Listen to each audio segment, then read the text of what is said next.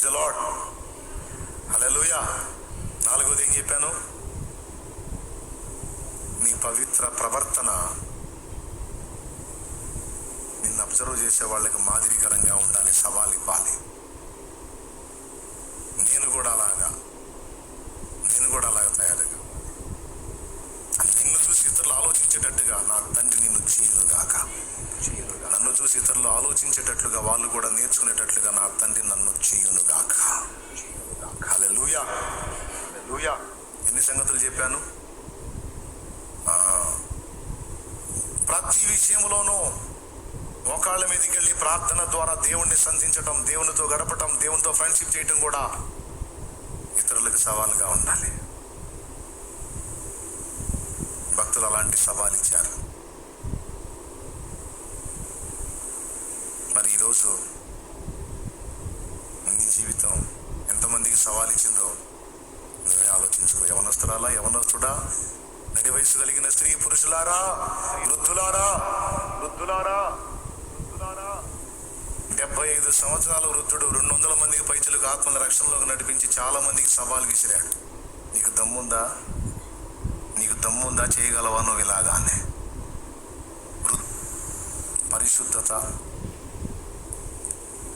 పవిత్రత, నీ పరిశుద్ధత, నీ పవిత్రత ఇతరులకు ఛాలెంజ్ అన్నాను కదా. ఎన్నైనా అప్పటికి 4 కరెక్ట్గా: విశ్వాసం, సేవ, త్యాగం, పవిత్రత. 5వది ప్రవర్తన అని రాసుకో. ప్రవర్తన.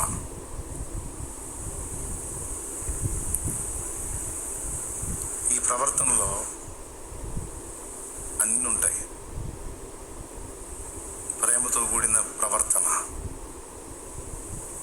ఓర్పు, సహనమును కనపరిచే ప్రవర్తన, తగ్గింపు, సాత్వికత కనపరిచే ప్రవర్తన. మన ప్రవర్తన అబ్జర్వ్ చేస్తారండి జనం. మన ప్రవర్తనలో ఉన్నటువంటి సమస్తము కూడా ఇతరులకు సవాలుగా ఉండాలి.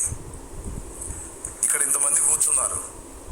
ఇంతమందిలో ఎంతమంది తీసుకుంటారో నాకైతే తెలియదు, కానీ తీసుకునేవాళ్ళు మాత్రం ధన్యులు.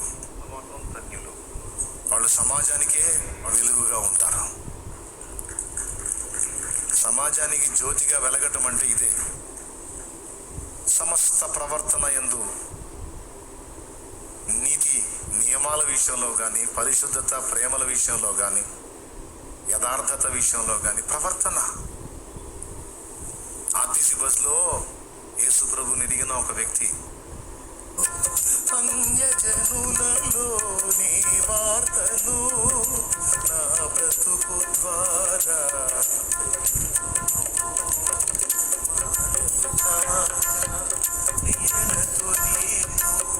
మాటలు కాక క్రియలతో నేను నాలో నిన్ను